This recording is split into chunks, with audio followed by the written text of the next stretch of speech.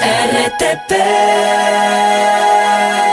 7:48 de la mañana. Mónica Gabriela Luzárraga, ella es ex jueza, abogada. Vamos a hablar sobre la Corte Constitucional y también el concurso fiscal general del Estado y otros temas pues en materia judicial, constitucional y más. Bienvenida a la mañana en RTP. Muy buenos días a todos y muchísimas gracias por la invitación a este espacio. Qué bonito que se escucha. Hay que contratarlo. Gracias por el ofrecimiento. Bueno, no, por ahora. Muchísimas gracias, don Ramón. Adelante, Astrid. ¿Cómo está, doctora? Gracias por acompañarnos. Bueno, la pregunta hoy de cajón es ¿cómo usted analiza? Y digo de cajón porque es lo que hoy vamos a ver camino hacia la Corte Constitucional, una marcha que fue llamada por el jefe de Estado, esto tras la suspensión o la aceptación de las demandas de inconstitucionalidad que se dieron a las 3 leyes aprobadas en el Legislativo. ¿Cómo usted analiza el tema? ¿Cómo usted calificaría también este llamado a la movilización que hace el primer mandatario?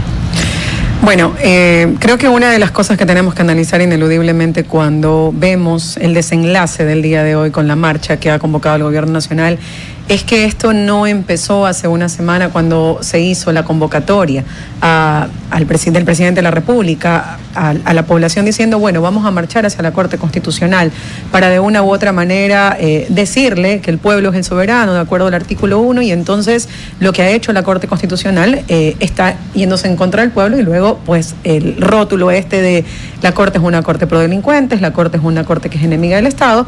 ¿Y por qué digo que no hay que verlo como hace una semana, sino más bien de algo que empezó realmente cuando se expidió la Ley de Solidaridad Nacional?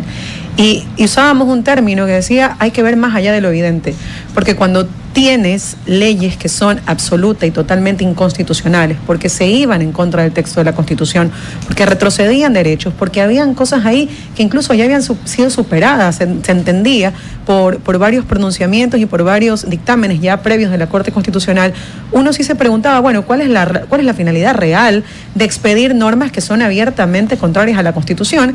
Y esto no tenía otra lectura desde mi análisis que poner a la Corte en el lugar donde se encuentra hoy, que es en el clivataje de la polarización, en donde unos son los buenos, otros son los malos, y entonces el pueblo siempre tiene que estar dividido. Y esta marcha, por más de que se diga, y yo creo firmemente en el derecho a la resistencia, lo creo y lo defiendo absolutamente, porque además he sido parte del movimiento, en su momento el movimiento de izquierda de la universidad. Pero a ver, ¿qué estamos defendiendo? ¿Estamos defendiendo la desinstitucionalización? ¿Estamos defendiendo el último eslabón que queda de resquicio quizás de límites del poder? ¿O estamos defendiendo los derechos por sobre todas las cosas? Y esa quizás es la lectura que los ciudadanos no dan, porque claro, cuando la narrativa oficial es unos son los buenos, otros son los malos, entonces realmente la gente no alcanza a comprender dónde están los límites del poder y cuáles en un Estado democrático como el Ecuador tendrían que ser esos límites del poder. No para hoy, no para el gobierno de Daniel Noboa, para cualquier gobierno que venga de ahora en adelante, porque eliminar esos límites es reconocer que no estamos ante una democracia, sino ante la puerta abierta hacia el autoritarismo. Y creo, sin duda alguna, que desde ningún espacio la gente puede tolerar, ni ahora ni nunca, que exista tal concentración de poder en una sola persona. Bien, yo quería hacer una pregunta, digamos, desde el análisis institucional, aprovechando algunas de las ideas que se planteaban. Partamos de Tocqueville. Alguna vez Tocqueville atacaba el sistema americano desde su democracia hiperpresidencialista como una fórmula hacia una suerte de dictadura en las mayorías. Y luego tenemos en la cultura americana también la estructuración del control judicial, base del control constitucional en todo el mundo. Y la pregunta hoy, en el siglo XXI, en el Ecuador del año 2025, con muchísimos problemas distintos a los de los últimos 50 años, con una dinámica un poco compleja, es un poco para que la audiencia de alguna manera lo dijera. Estamos ante un choque entre un sistema de soberanía por mayorías, la necesidad de implementar una política pública y una visión personal, en este caso válida del presidente, porque al final del día concursó, ganó la elección y dice esta es la forma en la que yo voy a enfrentar este problema, y un sistema de minorías presentes a través del sistema constitucional en la Corte Constitucional que dice aquí hay ciertos límites. Y pongo un simple ejemplo. Sabemos que a nivel internacional hoy se trata de llegar a ciertos estándares del Fondo Monetario Internacional que nos está desembolsando valores. Pese a eso, también se está logrando ciertos acuerdos de inversión con China y sabemos que una necesidad clara, por ejemplo, tomemos el caso de la Ley de Integridad Pública, es disminuir de alguna manera la carga en el gasto corriente. Si usted estuviera mañana en esa posición desde el Ejecutivo, con su defecto estuviera en la posición de la Corte defendiendo el derecho de una minoría, ¿cuáles serían sus decisiones en estas dos posturas, doctora? El problema es que cuando se gobierna no se gobierna ni para mayorías ni para minorías, se gobierna para todos y esa es la tónica que tiene que discriminar entre quien gobierna a partir de una elección popular y aquellas personas que no son elegidas bajo un sistema de elección popular como en el caso de los jueces de la Corte Constitucional. Quienes, dicho sea de paso, Nino, tú eres abogado y además eres un excelente abogado, entonces cuando hablamos desde esa postura, nosotros sabemos que 9 personas no es que representan a la población, han sido elegidos por sus méritos para hacer el ejercicio de contrapeso que en muchas ocasiones aquellas personas elegidas bajo el régimen de elección popular no logran entender y que evidentemente de una u otra manera intentan sobrepasar. Y es precisamente ahí donde radica la democracia, porque en una democracia yo no puedo decir es que la mayoría quiere esto, entonces esto es lo que va a ocurrir, porque entonces automáticamente excluyes, limitas y dejas a un lado a las necesidades de las minorías. Que en este país las mayorías no son las mayorías del poder económico, pues las mayorías son las mayorías que están sufriendo, que están padeciendo y que están viendo cómo sus derechos se ven limitados. Y prácticamente, y quiero decirlo muy enfáticamente, por estas mismas políticas, hasta cierto punto, neoliberales, que te dicen, ok, vamos a restringir derechos porque hay que achicar el gasto y hay que hacer que el Estado sea más eficiente. ¿Pero a costas de qué? A costas del desempleo, a costas de la reducción del presupuesto, a costas de una ineficiente ejecución presupuestaria, a costas de causar lo que acá escuchamos con el anterior entrevistado, una precarización total y absoluta del sistema público de atención. Entonces, si tú me preguntas a mí cómo hay que gobernar mientras estemos en un Estado constitucional de derechos y justicia, con la Constitución, protegiendo y aplicando los derechos y garantizando que la justicia social llegue a todas las personas, independientemente si votaron por mí o no votaron por mí. Es que ese es el problema, Nino. Creen que se gobierna a partir de yo soy el presidente de esto, y no es así. Él es el presidente de todos los ecuatorianos y tiene que velar por los derechos de todos los ecuatorianos. Doctora, pero al momento de calificar como políticas neoliberales no estaríamos igualmente yéndonos al otro extremo. Lo mismo pasó con Lazo, lo calificamos como políticas neoliberales y comenzamos a caer de alguna u otra forma en el sesgo de que sí es lo correcto, a través de políticas neoliberales o a través de políticas progresistas o de izquierda. ¿Cómo buscar el punto medio cuando tenemos la Constitución ahí para que sea respetada y aplicada tal como es? Claro, pero es que esa Constitución es una Constitución de justicia social, es una Constitución que maximiza los derechos de las personas, salud, educación. Y hago una reflexión siempre cuando digo, ok, ¿cuál fue la postura? ¿Cuál fue el ofrecimiento real del gobierno nacional? Fue eliminar la Constitución porque se decía que la Constitución era una Constitución chavista, era una Constitución progresista, como tú lo has dicho, es una Constitución que no se puede pagar porque cuesta mucho, los derechos cuestan demasiado. Entonces, si la propuesta era esa, entonces vamos a la constituyente, pero explícale a los ciudadanos qué es lo que realmente vas a quitarles. Vas a quitarles salud, vas a quitarles educación, vas a quitarles derecho al trabajo, vas a quitarles derechos del buen vivir, y todo ese conglomerado se reduce o se puede instalar una narrativa con un solo hecho que siempre se reafirma por parte del gobierno, y es la Constitución es una Constitución que defiende delincuentes.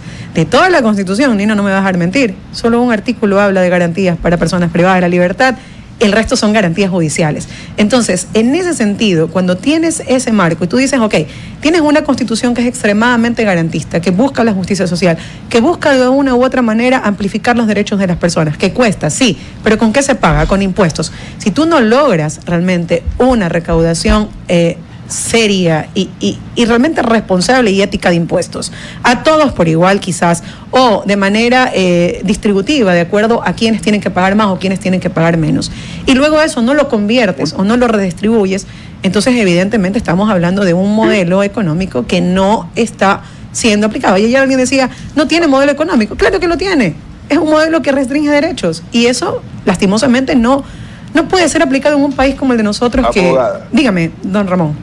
Una pregunta, porque ya estamos al borde de cerrar y me gustaría hacer la última pregunta. Uh-huh. Su opinión sobre la marcha que ha convocado el presidente Daniel Noboa así en este día.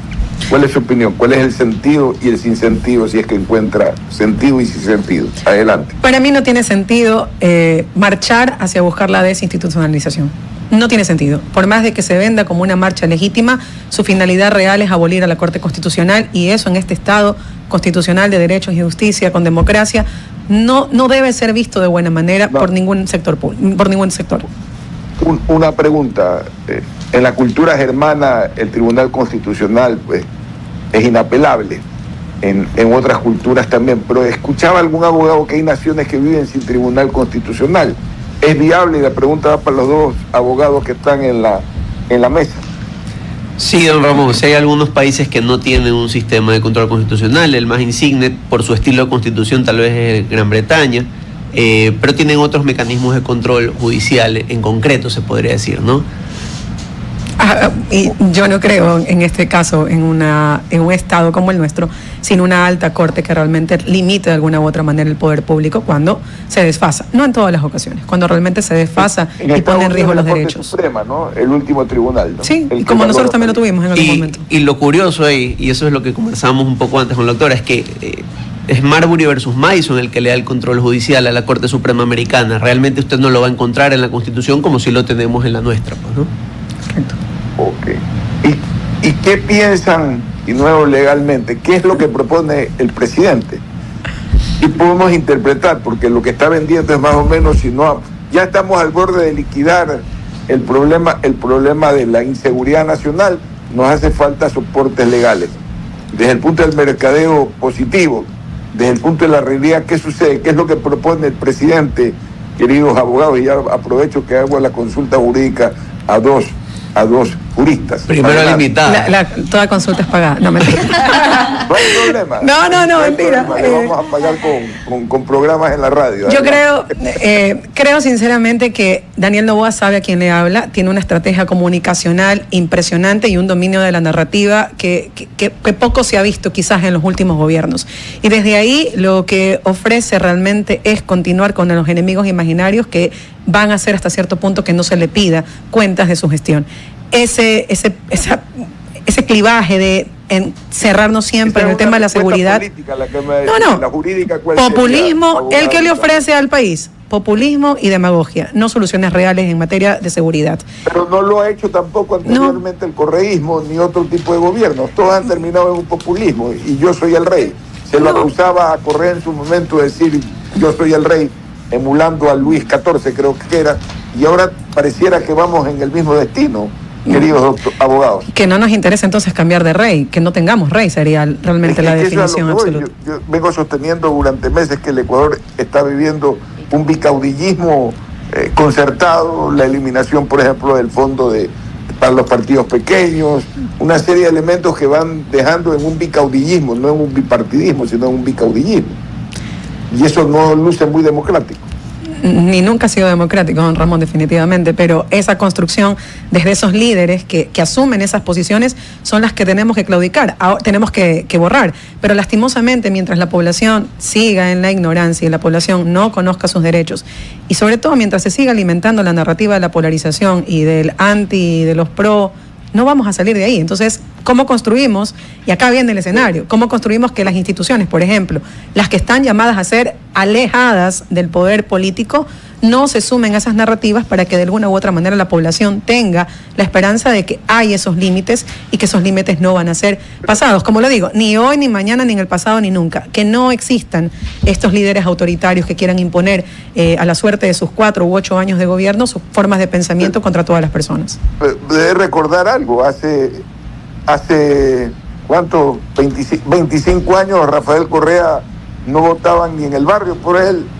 El señor Noboa hace escasos 2 años tampoco tenía una votación significativa como está, y se transformaron en los días del país. Hoy día enfrentamos una situación de caudillismo fuerte, extrema. El uno luce triunfal y el otro de momento derrotado. ¿Cuál es el futuro de una sociedad donde el bicaudillismo premia porque la sociedad lo premia? no es porque nos lo imponen, la sociedad vota a favor de eso, a pesar de que pueden existir otro tipo de opciones, doctora Luzárraga. Hay otras opciones, sí, hay otras opciones y creo que hay gente capaz, preparada, pero lastimosamente mientras más se manipule el discurso, mientras más se manipule las redes sociales y sobre todo mientras la mentira siga siendo una forma de ejercer política, la gente no va a tener ni el conocimiento ni las ganas de interesarse en el poder político. Y más aún ahora con lo que usted ha dicho, don Ramón, con el tema de la eliminación de los aportes o quizás del apoyo a estos movimientos políticos, pues más se verá limitado y sesgado la ya nula participación política de las personas que de una u otra manera intentan hacer parte. Aunado también a la persecución que se hace a aquellas personas que, queriendo ser parte en algún momento, pues son desplazadas con prácticas poco democráticas, que ese es otro de los aspectos que también es importante analizar y que sería necesario para que así la gente no tenga miedo de participar en la política y que haga parte de esta forma nueva quizás de hacer política para el país. Mire, le quedamos muy agradecidos. A ustedes. En otra ocasión seguiremos conversando sobre el infinito tema. RTP